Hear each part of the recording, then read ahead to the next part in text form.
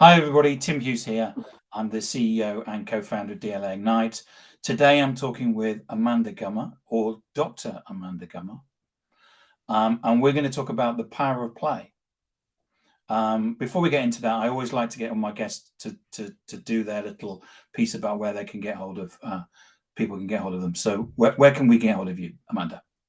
So the website is goodplayguide.com.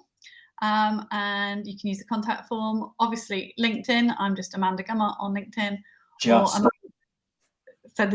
Without the doctor bit. And then there's email is amanda@goodplayguide.com. So before we get into some other talk, it'd be really great if you just outlined your journey. So how did you get to where you are? Because a lot of people, see people out there and say, so how can I be like that? So what is it that you needed to do? What do I need to do to be Amanda Gummer? It's a apart tricky from one. Obviously have some quite drastic plastic surgery. I mean, So yeah, it's a tricky one actually, because obviously I've got the sort of the academic side of things, which enroll in a psychology degree, absolutely fine. Do a PhD, that's all, and a teaching qualification. So that's the kind of the credentials. But actually my journey into play started when I was a kid, because my dad used to sell toys. So I'm not sure how to give somebody that childhood to enable them to then kind of come into this. But I think for me, it's less about sort of the childhood experiences in the background. It's about, for me, it was all about finding my passion. And I think through a real range of experiences, from working in a women's refuge with the kids in there, to teaching in Hong Kong, to foster children, being involved with foster children and all that kind of stuff. So, and everything I did showed me how powerful play could be. And that, on top of the psychology, I think, led me to where I am now. And I think the biggest result, I think, for me has been just being able to be open to opportunities. And when people open doors, you sort of at least poke your nose in and see what's behind it. And I think I'd love to say that I knew exactly what I was going to do when I was a kid, but all through school, like various sort of aspirations. But what I've done is I've stayed fairly true to my values and found something and made the career fit those, rather than have some big long plan of what I wanted to do when I grew up. I think isn't there some quote by Richard Branson? There's something about, if someone presents you with an opportunity, just take it. You don't even need to work out what it is. It's something that if you feel it's right, just do it. I think there is a lot of that, and a lot of gut instinct. I think from a business side of things, a little bit more kind of cost benefit analysis and planning would probably have been a good thing in the early days. But yeah, I think generally in your gut, if it fits it, if it is aligned with where you want to get to, and it can be a stepping stone on the journey. So walk us through some of the things that you do, because you look at, one of the things that you're trying to do is make sure that children, and the way that children act and play, taken into account when people design things, aren't you? Yeah, absolutely. And that can be anything. It started with toys, but it can be anything. So we work with app developers, architects, schools, anybody who's making things or providing a service for children, to help them understand the children's perspective. And we do that through research and listening to children.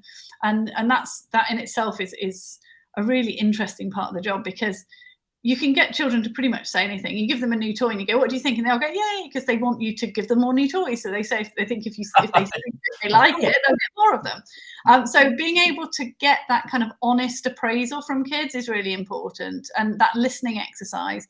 With grown-ups, you can give them a questionnaire, or you can get them to fill in a survey or something. And with kids, you've got to just be a little bit more attuned to where they're at with it and what that means developmentally, and you need to listen to children, but you don't necessarily need to take what they say as your blueprint for the next thing. So, because if you ask kids what they want for tea every day, they will probably say chips and chocolate. Now, as the adult, that is not simple.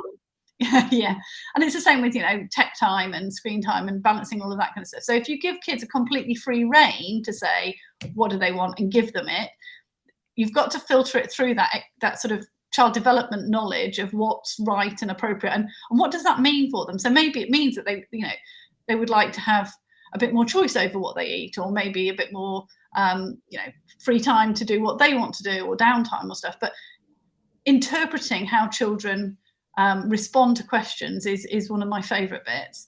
Right. So we do that and help people understand the children's perspective, not just their perspective, but also their needs.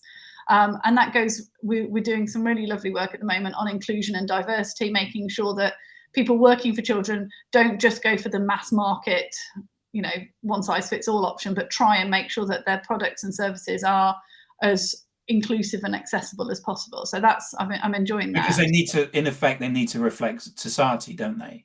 Absolutely, yeah, absolutely. And I think, you know, understanding cultural differences as well as financial barriers, and, you know, as well as mobility, or, you know, physical and emotional and cognitive challenges, you know, all of that needs to come into the mix. But it's making those kind of, having that awareness to put that in at the right stages of development. I think that's really important. I think one of your friends, Marjorie, is saying hi to you. Marjorie is an amazing toy developer from Uruguay, who has these fabulous dolls called We Are Little Rebels, who are heroines of, like, soft toys representing people like Malala and Amelia Earhart and stuff. So yeah, hi Marjorie. And I mean, you talked about, you know, the fact that people, if they're manufacturing cars, you know, they need to understand that children probably are going to be in the back of the car. Yeah. And therefore they need to be building the car, because you know, I was always told to look out the window, but it's not. It's a little bit more sophisticated now, isn't it? It is, and I think that's the next frontier for us. Really, it's taking those industries that aren't necessarily aimed at children, you know, per se, like toys and games. Obviously, you've got kids in mind, but there are, you know, holidays, cars, travel, transport, you know, luggage even. You know, Trunky have done a good job of kidifying the, you know, the kids' luggage, which was famously turned down by Dragon's Den or Shark Tank. It's Dragon's Den is the UK equivalent of Shark Tank, if you look at it. I think that was the best thing that ever happened to those guys. Yes. But yeah, so the those industries where children are involved, but they're often an afterthought. And for me, development, you know, building the built environment is something that we're making some strides in. Making, you know, when people are looking at developing a new block of flats or a new community space, making sure that kids' views and needs are taken into account. And I had a lovely conversation with a guy who was saying, who was in this space, and said, well, we don't really talk to them because they don't vote. And it's all very political and all about, you know. And I was like, well, they're going to at some point. And actually, you know, if you get it right, you will reduce antisocial behaviour, you'll reduce vandalism, you'll have a better community, which is going to put everybody in a much better frame of mind, and it's a virtuous circle. So I think the penny dropped, and it's like, oh, okay, yeah, maybe we should start listening to the kids when we're designing their homes. Yeah, because the Trunky story is interesting, because I remember that being presented, which is that a child's going on holiday. So they're going out of their comfort zone, which is home. They're probably going into an environment. An airport is an adult thing. Yeah, it's designed for adults. Absolutely. And they're going to go through a journey, which there's going to be, you know, people in uniform, scary people in uniform at security and stuff. So how can we make that more pleasant for them? So what we're doing is that we're going to give them a suitcase that they can pack themselves. So they're going to take ownership of that. And then they're going to be able to sit on it and be pulled through the airport, which kind of makes it fun. Yeah. And it was interesting. And it is. I mean, I've seen them at the airport where the kids love this thing because they're being dragged along. And in a way, the fact that they're being dragged along in an adult environment actually makes it even more fun.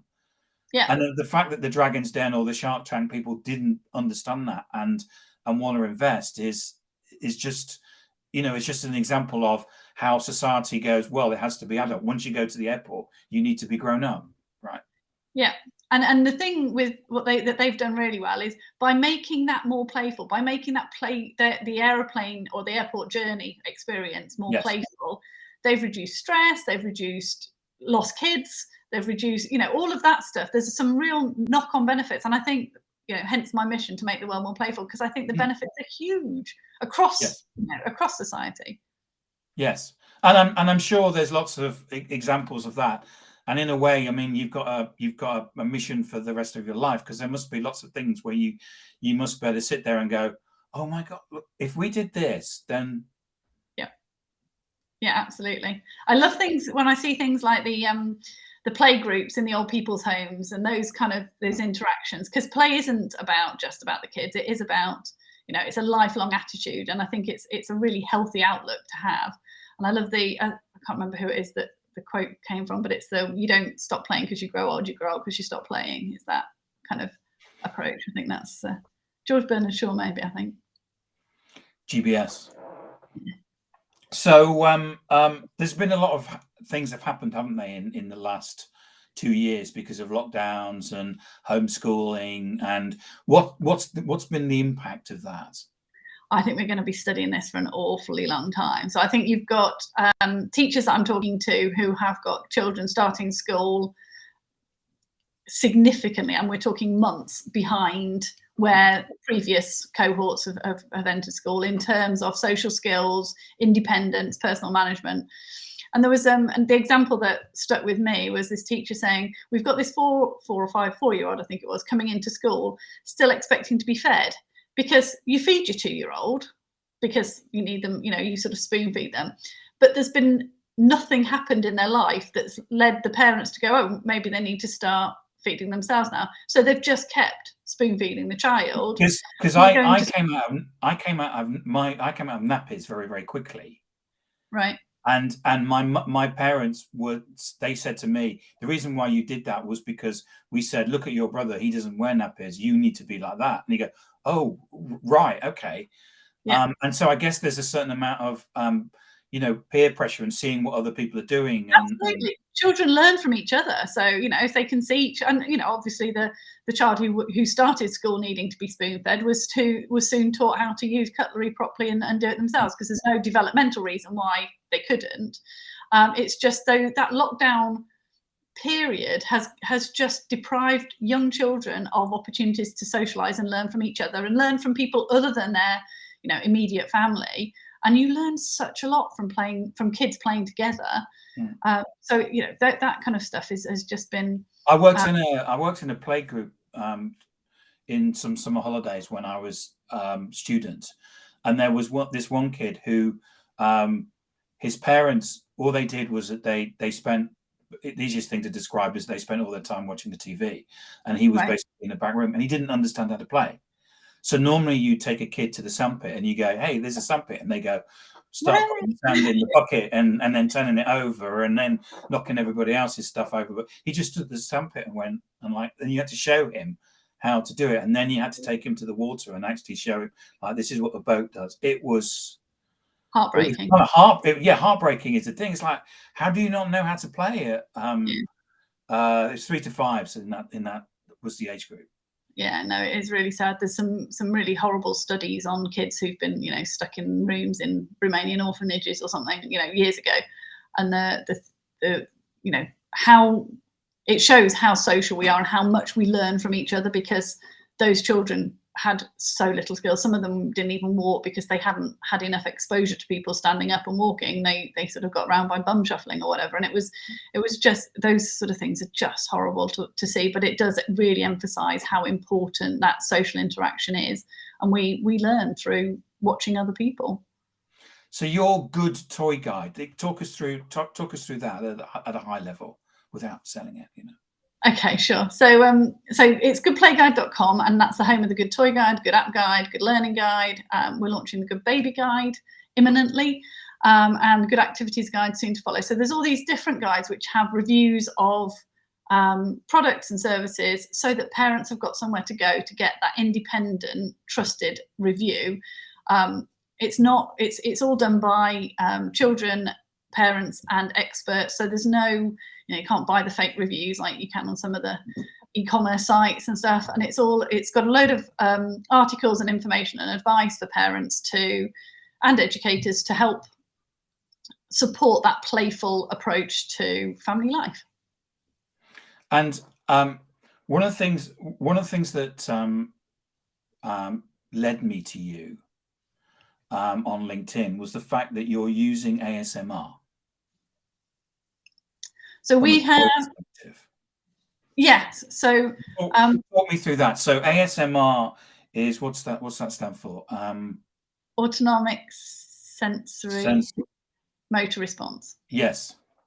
Which is like tapping on a microphone, and it's that pleasure. It's the pleasure tingles. It's a strange thing. If you're watching it, Google it, because you'll find that there's YouTubers who have got like millions of followers who just basically put YouTube up, and they're sort of like getting a hairbrush or something and just going like this. It's a really strange thing, but you're using it actually from a commercial perspective in toys, aren't you?